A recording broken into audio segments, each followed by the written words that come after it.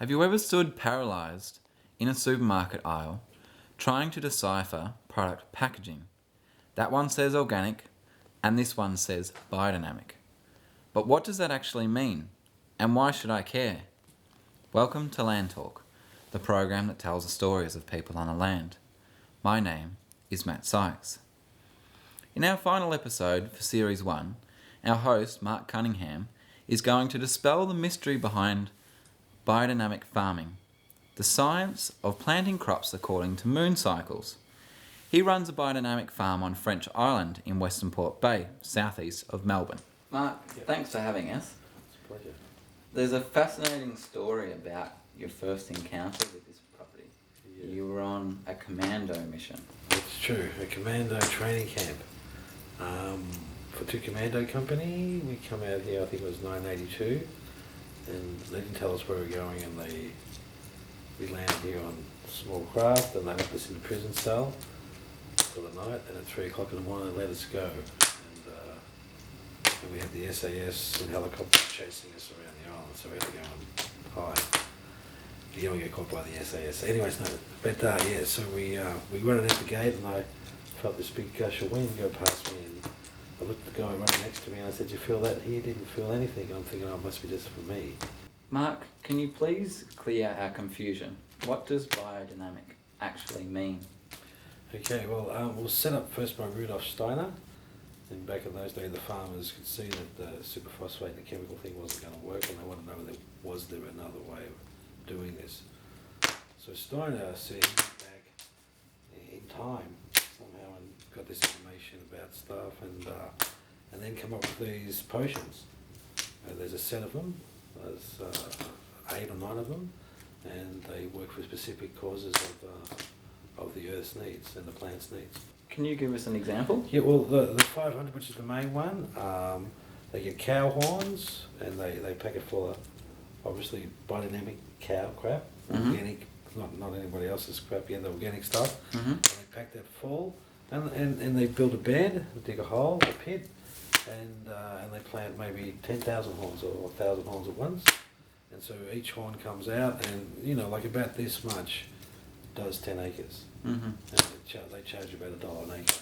Well, with the guarding down there, we have blackberry problems, a massive blackberry problem. We put a bunch of pigs in, 30 pigs, and they cleared up the whole thing, the bare soil. They defoliate the blackberry, and then they root it up and they crap it out. In terms of efficiency, you couldn't pay anybody to do that sort of work. When I first started using the pigs, the farmers used to ask what sort of machinery I was using. That's how good they are. And so they root the whole thing to bare soil.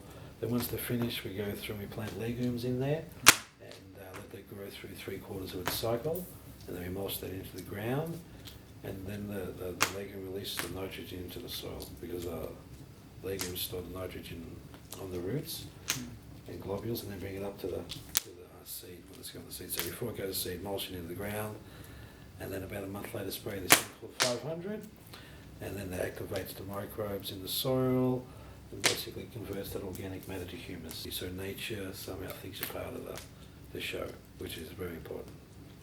How does biodynamic farming differ from organic farming? Yeah, well, in a lot. I can explain it in terms of a car. Like you have a bent up, Holden car, or you can have a Rolls Royce, and biodynamics is actually the Rolls Royce, and the bent up car is organic. But an organic farmer, you can just basically do the minimum. They can get the manures and other stuff, or inputs I should say, from other areas outside their farm. But in biodynamics, it's a closed system. You have to produce most of the stuff from the farm, or know where the material comes from. In this particular farm here, we have a variety of manures, so we collect it all here and make compost and fertilise the fields with that stuff. Conventional farming works on the principle of growing a monoculture of one species, like soybeans or cows. But your approach to biodynamic farming involves creating a whole ecosystem. Can you give us an example? Biodynamic farming, my job is for the ecosystem, working with nature, is to grow bugs, high quality bugs. Because if there's no bugs, there is no ecosystem. So my job is not only grow food, which is one aspect of the ecosystem, but the other one is to supply the ecosystem with food. And so then you build up the frogs, the lizards, and and the whole array of the food chain. And at the end you end up wrap the birds, and so basically you get nature really working for you. A lot of people at home have an issue about trying to protect their fruit trees from birds. Yes. How do you deal with that? Well, I'm pretty lucky here because I've got large trees, pine trees. So basically part of the system, the ecosystem, is the raptor birds, and so basically my acre orchard is protected by a bunch of raptors, and basically they also keep the ones out in my corn patch as well. So basically, once you get the system working, then nature works for you. Right, that's what she's here to do. She's here to work with you, and all you have to do is sort of like include her in the theme. So the thing about it is, 95% of the world's produce is conventional chemical farm, 4% is organic, and 1% is biodynamic. In Australia, there's like 3 million acres under biodynamic, so it's a big industry here. Like, we're the world's exponent. Like, those dudes today, we're the best people in biodynamics in the world. Most people think biodynamics is sort of hippie people. These guys aren't hippies at all. In fact, they don't want nothing to do with it, really.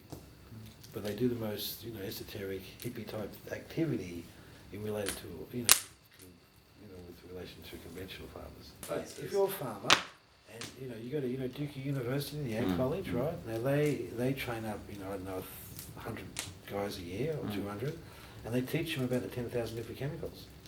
Right. So when the farmer rings up the scientist, right? And he goes, "Oh, we've got this sort of problem, what am I going to do?" Well, they're not going to say try biodynamics, are they? They're going to say put a chemical on. So all these schools are set up for Montana, Sun Bay, and all those other companies to dispense the chemicals, right? So that's all the information, that's what's known. Mark, your end game is to merge the worlds of McDonald's and Mother Nature to create a hamburger franchise. That's right. Can you tell us about your flagship store at Aspendale?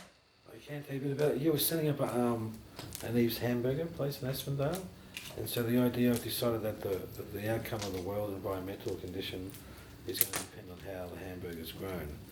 So we have a McDonald's system, which is short term, and no one cares much, and we're going to die soon. Or you have a feminine type system connected to Mother Nature, related to a hamburger, of course, and I need to be able to go into competition and try to take McDonald's market share, because that's what it's about. So we set up a system, we start selling our hamburgers reasonably expensive at the start, but basically we've got a cost structure, we can get it down and go really close to McDonald's and try to take their business away, which is the fair thing to do.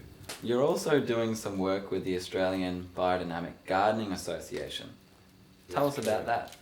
Yes, well, John Bradshaw, he's sort of the president of the Gardening Association, Australian Biodynamic Gardening Association, and he wants to set up a school here. And so he's in the process, he's set up a charity, and so he's been given 5 acres on the property, and he's going to set up grow seed this year, so a variety of seed, because one of the things missing, in the organic world is high quality organic seed. In Australian society, sustainability gets talked about a lot. Yes. But you believe that merely raising awareness isn't enough. No, it doesn't sort of work. Well, even when I started this project about 20 years ago here, or 25 years ago, there was awareness about what was going to happen, but basically no one sort of does anything about it. So when I had my midlife crisis, I went and checked out like Greenpeace, the government policies and stuff, and read all about it. And basically, they had no idea. They had no idea, one, who was the polluter.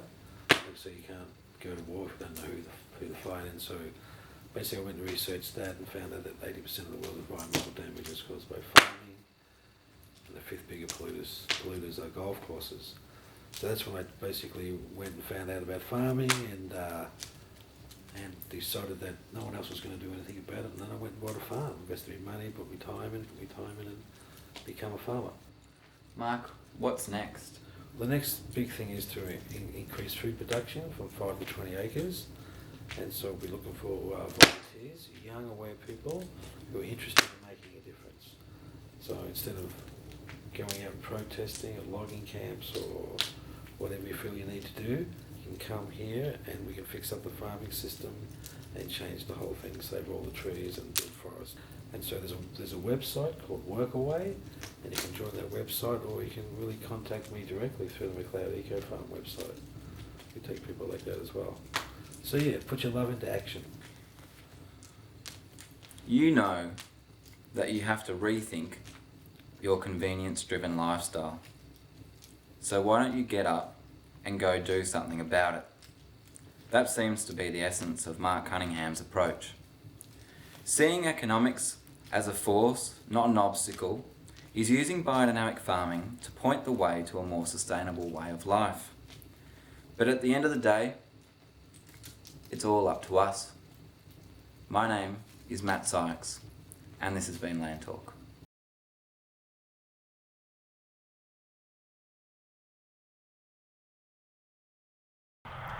Well, that brings Series 1 of LandTalk to a close. We've travelled through West Gippsland and the Mornington Peninsula to meet people on the land. Their different perspectives are ingredients which we now have to put together. Pat highlights the roles of both native and deciduous trees in holistic land management, while Rod is keeping track of the stars, despite the impact of urban light pollution. Dean helps bees maintain our environment's productivity and creates different types of honey. And Charles shows us the power of cross-cultural exchange and celebrates our ritual of bathing. Then we have Joe, whose passion for birds has led to finding a way to let the bush look after itself with minimum work but maximum return. And finally, Mark, who's found a dynamic, universally integrated farming system which is based on mutually beneficial relationships. Instead of separating these land uses, we need to join them together to create a holistic system to reflect the complex web that makes up life on Earth. My name is Matt Sykes, and this has been LandTalk.